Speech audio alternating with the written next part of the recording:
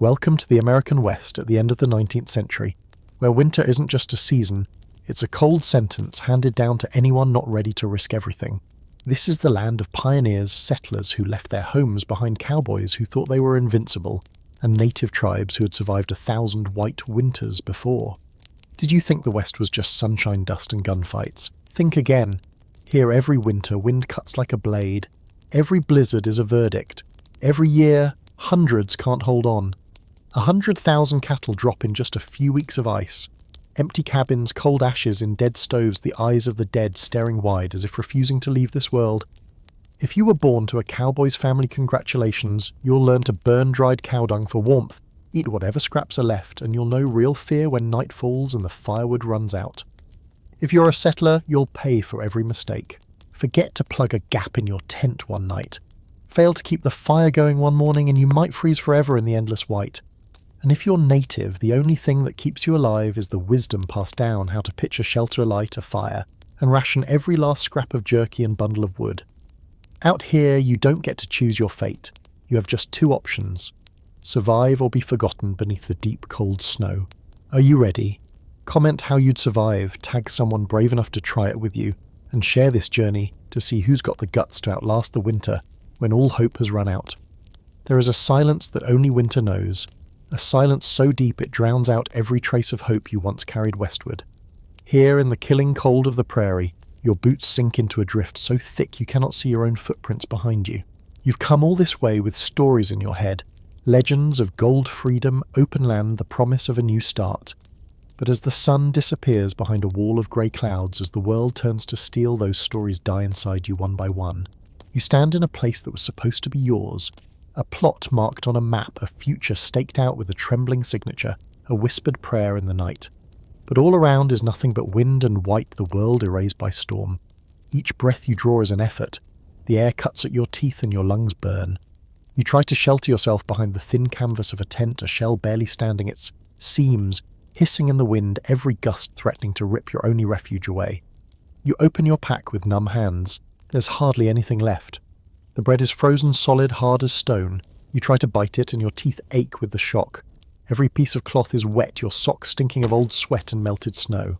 You find your last match and try to strike it only to watch the head sputter out, stolen by the damp and the wind.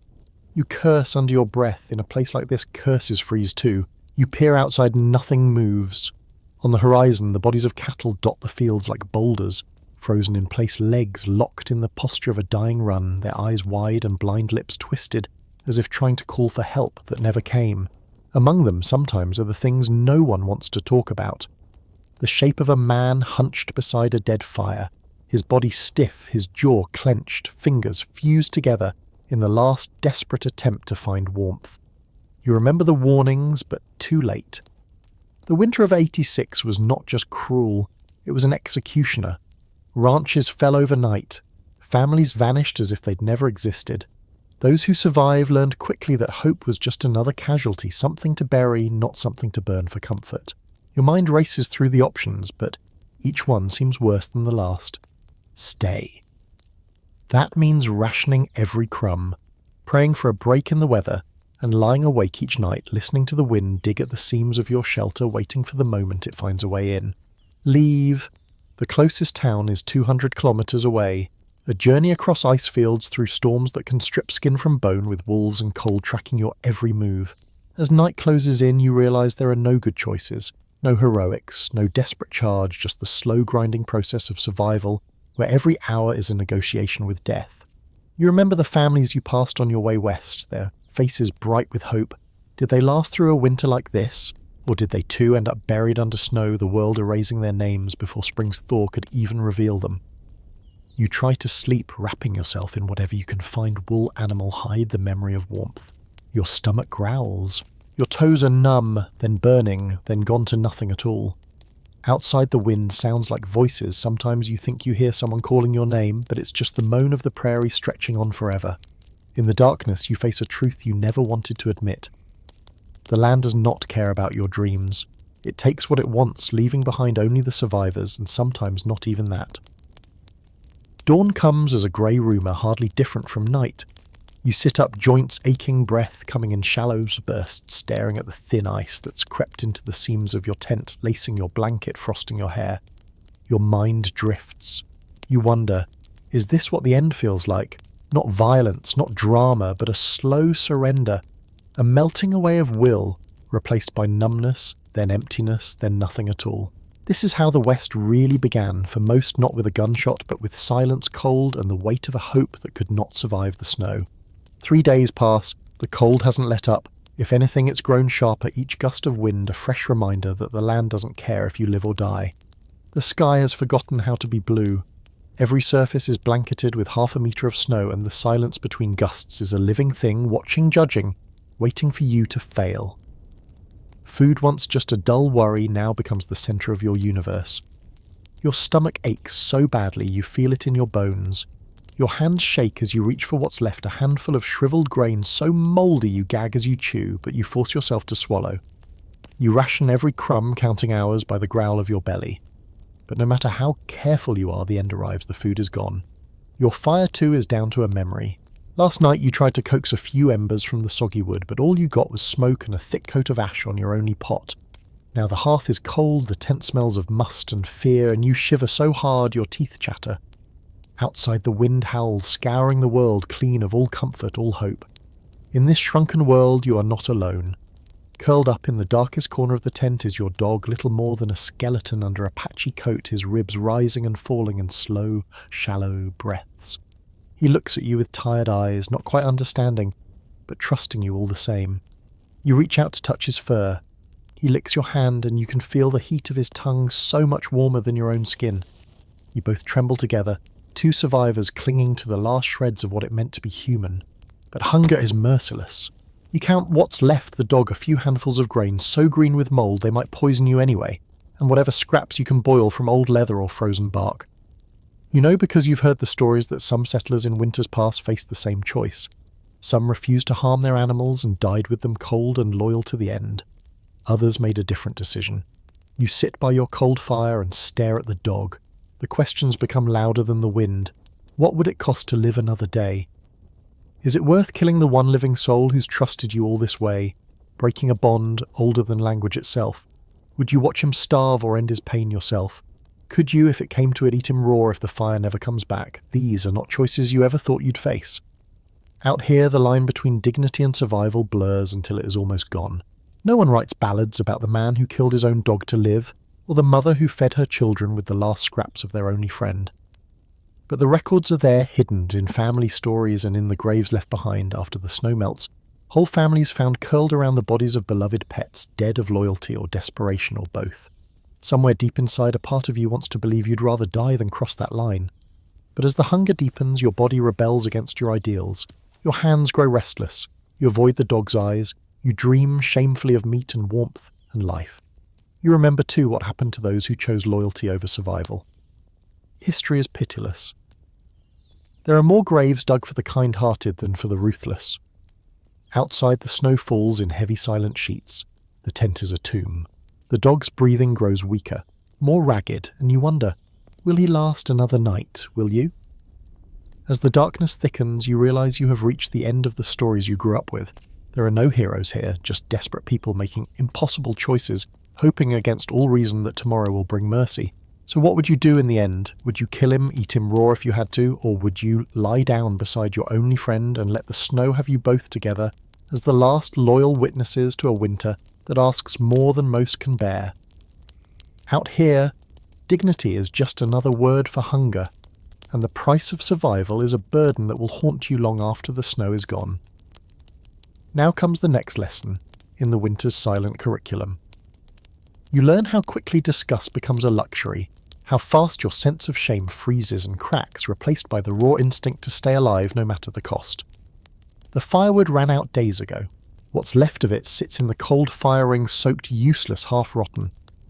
You use the last match on a bundle of green twigs that never caught, leaving only a blackened scar and the bitter smell of failure inside your shelter. And yet the cold is relentless. It seeps through every seam in the tent, curls around your feet, crawls up your back, gnaws at your bones. It makes a mockery of whatever boundaries you brought from your old life. You go outside, bracing yourself against the wind, searching for anything that will burn.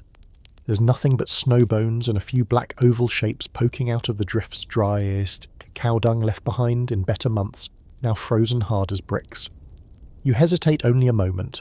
The stories you'd heard growing up about how real settlers and cowboys braved the winter never mentioned the stink, the humiliation, the way your hands would freeze to the surface of the dung as you clawed it loose. But there is no other way. With shaking hands, you gather up the pieces, stacking them beside your shelter, trying not to breathe too deeply.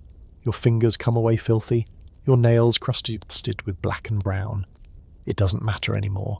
Inside, you pile the dung in the hearth, strike your last bit of flint, and coax a feeble flame from the mess. It smoulders, coughs, and finally catches. The smoke is thick and greasy. The smell is a punch to the back of your throat. But the heat, thin, dirty, but real, spreads through your hands and face, and you find yourself almost grateful for it. Soon everything reeks of burning dung and decay. Ash clings to your skin and your hair, your clothes are stained, your nostrils burn, your eyes water, but you sit as close to the fire as you dare because survival doesn't care if you're clean. You try not to think about how far you've fallen from the world you once knew, how the difference between human and animal feels razor thin in the dark. You try not to remember the kitchens and parlours of the East, the clean hands, the white sheets, the Sunday mornings spent in warmth and sunlight. Because here in the heart of winter, 80% of those who survived did so by burning dung. No one asked questions. No one cared about the stench that seeped into their hair, their blankets, their skin. You wonder if someone could see you now huddled in a filthy tent, tending a fire built from the waste of dying animals. Would they recognise you? Would you recognise yourself? But shame-like, hope is something that must be rationed. Out here, it's just another thing you leave behind in exchange for a little more time, a few more breaths, another night, with your heart still beating. And so you make your choice, you scrape, you burn, you breathe in the stink and the smoke, because survival is never elegant, it is dirty, desperate and real.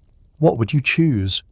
Fingers crusted with dung and ash, lungs full of acrid smoke but alive, or the cold comfort of pride clean but dying in silence, waiting for spring that may never come? Sometimes out here, the price of survival is paid not with dignity, but with flesh and blood. It happens quietly, almost without warning.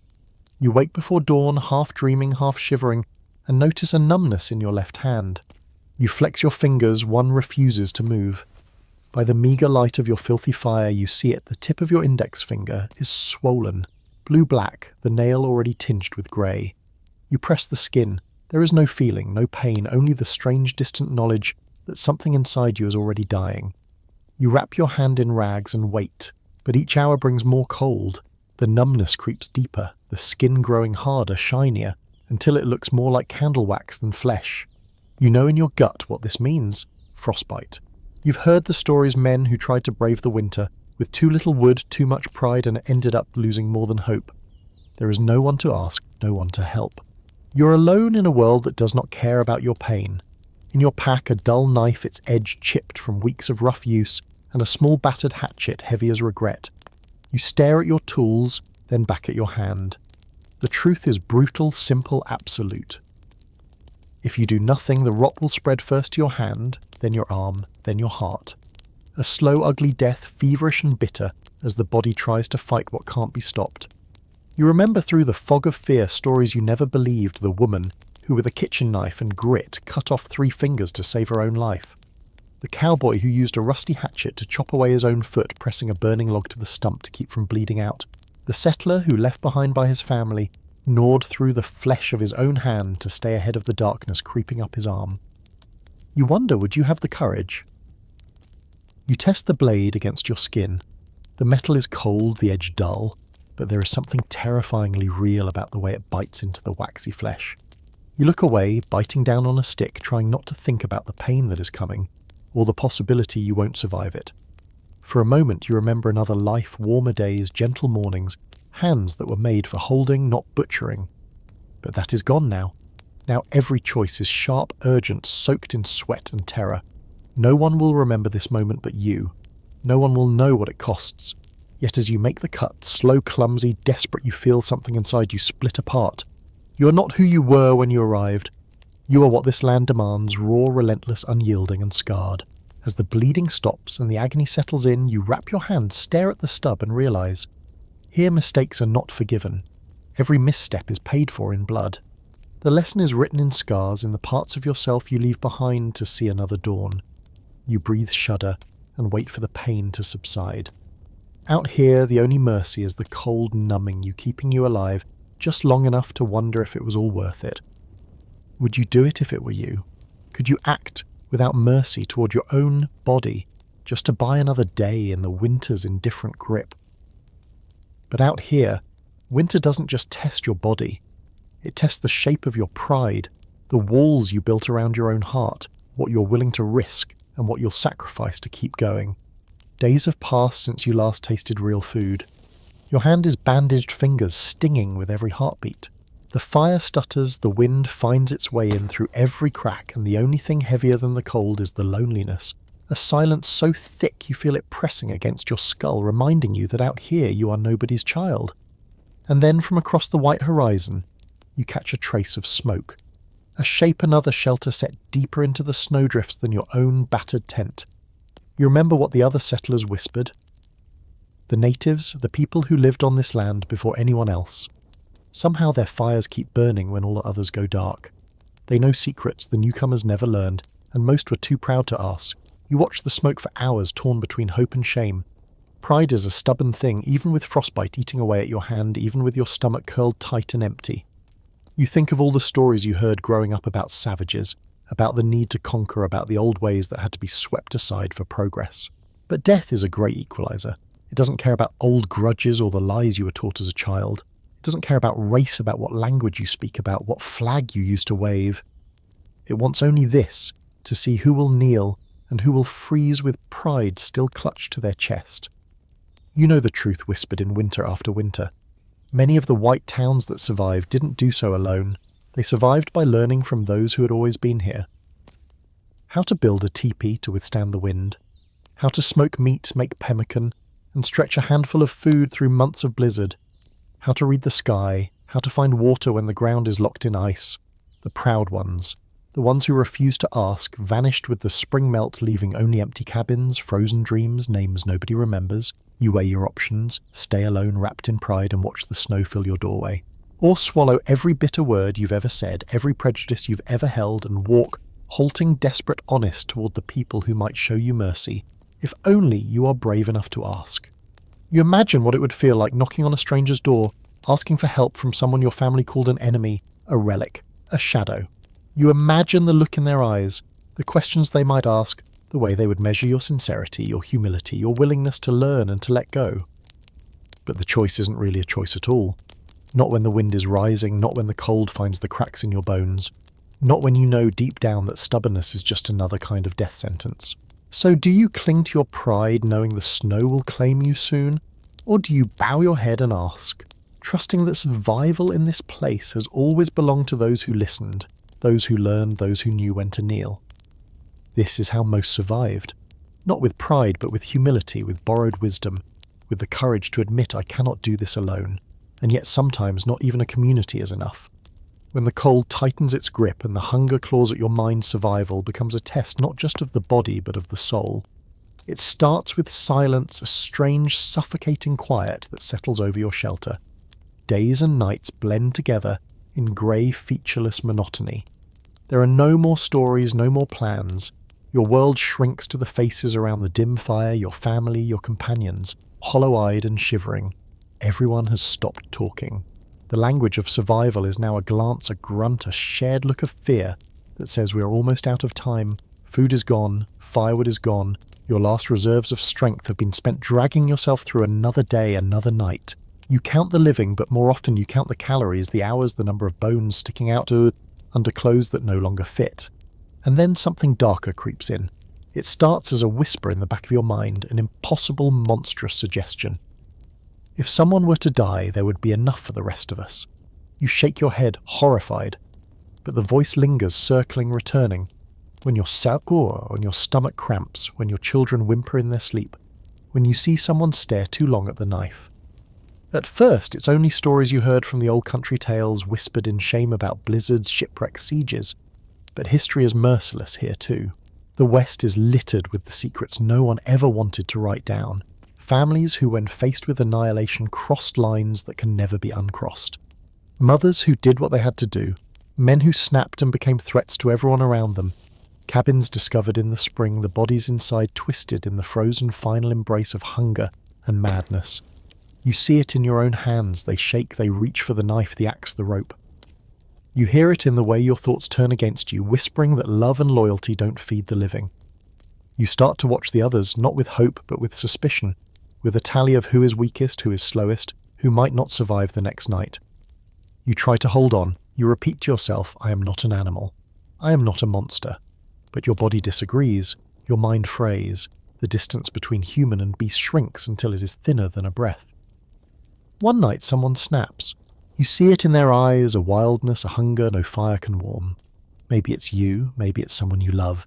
The line you swore never to cross dissolves, and for a heartbeat survival is everything, the only morality that matters. You wake in the morning to blood, to regret, to the taste of a world that no longer makes sense. You understand finally why no one tells these stories, why the only evidence is bones gnawed clean, names never spoken, shame buried beneath the thawing earth. So when the world narrows to nothing but hunger and cold, when the only thing left is the promise of another day bought at an unbearable price, what would you do? What would you do? Would you hold on to reason, or would you become a danger to your own family, your own soul? This is the truth at the heart of survival. It is not just about food or fire or shelter. It is about what you will not do until you have no choice left at all. But what happens when all choices are gone? When you have pushed every limit, crossed every line spent, your last strength defending yourself from the hunger and the cold, and nature still demands more. A storm has settled over the prairie for days, erasing the world in blinding white. The wind claws at your shelter, testing every seam, howling with the hunger of 1,000 wolves. No more food, no more fire, no more hope of rescue coming to you. You watch your companions fade, some quietly slipping away in the night, others waking with lips blue and breath shallow, too weak to stand. In the silence you realize this place is not a home anymore. It is a waiting room for death, and yet across the white void somewhere far beyond the horizon, there are rumours of a rescue camp, a place with food, with fire, with life, a place only 50 kilometres away on the other side of the storm. 50 kilometres may as well be the moon. You do the math in your head. If you stay, you are already dead. If you leave, the odds are almost as grim. The stories run through your mind as sharp as the wind outside. Hundreds have tried it in years before. Most fell within sight of the shelter, frozen mid-step, arms stretched forward as if reaching for spring. But a few made it through blizzard over ice, past the bones of those who failed. You look at your hands, blistered and raw. You count what's left, a handful of scraps, a scarf that barely keeps the cold from your neck boots, patched and leaking. You listen to the wind, asking yourself if there's any courage left, or if fear is all that remains. Outside, the snow rises in hungry drifts, already erasing the footprints of anyone who dares to leave. Inside, your world has shrunk to this moment, this decision, to stay and let winter take you quietly, fading away into the silence. Or to stand, gather every last thread of will and hurl yourself into the blizzard, knowing you are gambling with death itself for a chance at a story that doesn't end here. You remember the names, or you try to, the men, women and children whose bones line the route to safety buried beneath the snow. They were not weak, they were not foolish, they were simply outmatched by a world that gives no second chances. Somewhere inside you find something that feels like hope, a thin brittle flame burning in the shadow of terror. Maybe it is madness. Maybe it is the last gift of desperation. You gather your things, you wrap yourself in whatever warmth remains, and with one last look at the place that promised so much and gave so little, you step out into the white void. The wind bites the snow blinds, and every step is a negotiation between survival and surrender. With each kilometre your body grows heavier, the sky closer, the world smaller. But you keep going, because to stop is to accept an ending you refuse to write. The storm will not notice if you vanish. History will forget your name if you fall. But for as long as you move, you are still choosing, still alive, still writing your story one freezing step at a time.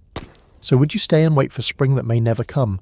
Or would you risk everything for a sliver of a chance, knowing most who try never make it, and most who make it never truly come back? Survival here was never about glory. Even if you make it through the winter, ragged, half alive, trailing memories of those you lost, you do not walk away unchanged. You carry the cold in your bones, in your dreams, in the jump of your pulse, every time the wind howls across your window. You wake some nights covered in sweat, convinced you can still smell burning dung. Hear the faint crackle of ice creeping into your shelter. Maybe you built a new life, found spring and sunlight again. Maybe you told your children only the best parts, tried to forget the rest. But the truth never leaves. The shadow of that winter of all those winters stretches on. Your children and theirs after them flinch at the first frost. A chill settles over the family story, a superstition that no amount of science or comfort can erase. Even now, in an age of central heating and electric blankets, America counts thousands of lives lost each year to the cold. Technology can warm the house, but it cannot thaw the fear that lives inside us. Maybe some part of you deep down knows the winter always comes back.